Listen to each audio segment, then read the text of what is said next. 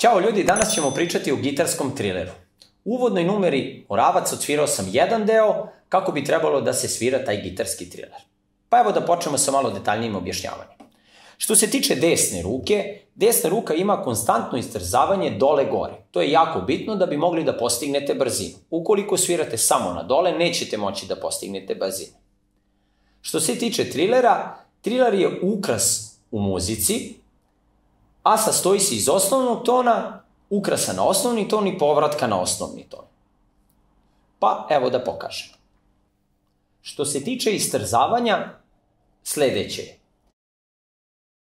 Imamo jedno istrzavanje na dva tona. Kako da vam objasnim to? Evo ovako. Znači, jedan udarac trzalicom, imamo dva tona. Znači, na dva istrzavanja dole, gore, desnom rukom, vi imate 3 tona. 1, 2, 3.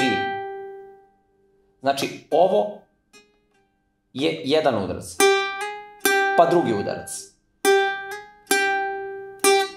Znači, 4 tona, imate 3 udarca.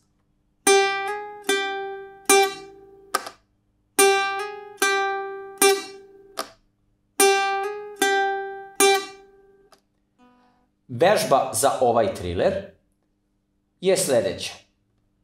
Preporučio bih da vežbate sva 4 prsta.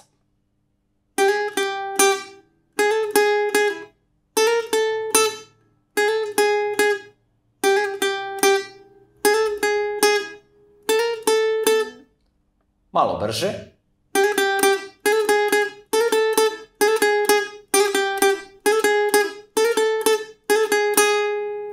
Možete vežbati na bilo kojoj poziciji na gitari, uopšte nije bitno, i na bilo kojoj žici. Što više vežbate, trileri će biti i bolji i brži.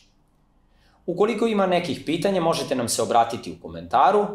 Hvala što pratite naš kanal, a uskoro i novi materijali.